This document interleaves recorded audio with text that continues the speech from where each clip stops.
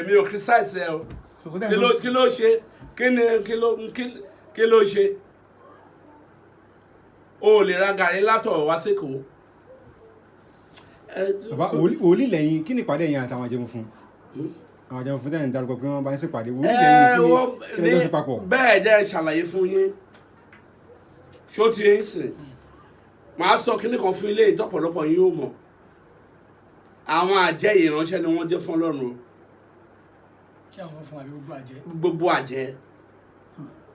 ìránṣẹ́ náà jẹ́ fún Ọlọ́run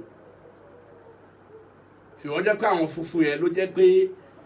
wọ́n wà plain kì í ṣe pé wọ́n ṣe bí o bọ̀ tó ń pẹ́ kán tó ṣe bí torí kò sájẹ́ tí kì í ṣe bí.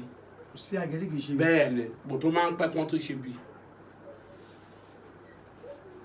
so ẹni tó bá yàn tó bá jẹ́ òjíṣẹ́ Ọlọ́run tó bá ti ń bọ̀ láti oyún àwọn àjẹ́ funfun ló máa mọ̀ pé àmì Ọlọ́run wà lára ẹ̀ àwọn ló máa kọ́kọ́ mọ̀ wọn Ọlọ́run àwọn ló nílé ayé kí mo sọ fún yín àjẹ́ ló nílé ayé àtọjọ́ tẹ́ ti ń ké fáyà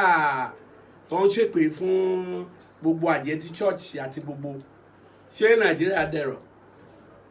tí wọ́n ti kú tán àjẹ́ kì í kú àṣẹ tọ́lọ́run fún wọn bó wá kú 1 minute wọ́n drop ẹ̀ bí tó bá ṣiṣẹ́ díẹ̀ ẹ̀bẹ̀ náà ti máa bẹ̀rẹ̀ wọ́n ṣe deliverance mi rí pastor náà tó lè sọ fún mi tàbí wọlé kóun ṣe deliverance àjẹ́ wọ́n ṣe deliverance àjẹ́ èmi rí náà ṣe deliverance ẹ̀ Ọlọ́run ló fìyà ń jẹ wọ́n ó ní stage kan kí n tún padà sọ fún ilé ni tẹ́ bá dààmú àjẹ́ tó bá tó stage ẹ̀ tàbí ẹ pa Ọlọ́run á fìyà jẹ nìyẹn ìdìdì ni àwọn tó nímọ̀ ni ọ̀pọ̀lọpọ̀ wọn tó ń para wọn lójijì Ọlọ́run lórí Nàìjíríà wọ́n fẹ́ ọmọ Nàìjíríà wọ́n gbé wọn sóṣì ẹni tó yẹ kó jó lórí ilé wọn sá bàbàǹbà ni a máa kẹ́ Jésù kí tẹ́ pé Jésù wá tẹ́bí Jésù ṣe ni wọ́n ṣe Nàìjíríà ló wà látọ̀dọ̀ yìí the whole world òní church maturity pọ̀ jù sí àwọn ló ń jìyà everyday máa lọ sọ́jà lọ́jà àwọn àwa máa ń jáde òtítọ́ Ọlọ́run tèmi máa ń jáde mi ìbẹ̀rù mi ìkú ọlọ́pàá ti ra nígbà tí mi ṣe 419 kí ló ń bà mí lẹ́rù kí ló ń bà wọ́n lẹ́rù tó ń kó gáàdì kiri nígbà tí Jésù náà tó ń pè Jésù tó ń gbọ́ pé Jésù kọ́ ọlọ́pàá kiri àwọn ọmọ yẹn ló tẹ̀lé kí ló ń bà mí lẹ́rù mò ń wọ mọ́tò ẹ̀mí tí n bá gbé mọ́tò jáde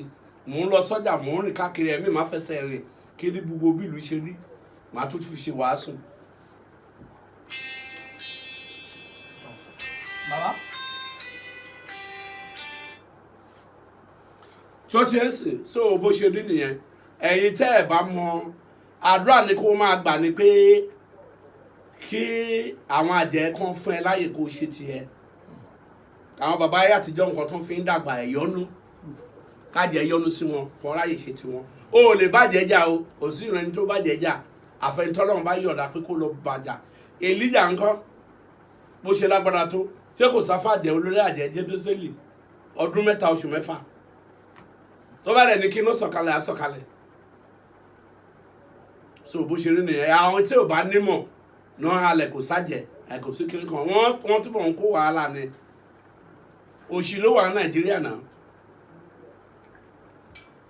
ẹ̀yàn ò lè jẹun yóò bí ti tẹ́lẹ̀ ráìsì ti da 47,000 bag àwa ń jáde epo tí wọ́n bí 37 ojoojúmọ́ ní Ìlọrin ẹja pé 1,000 dáńpó fẹ́ ẹja tó dáa bóyá wà rírà látọjà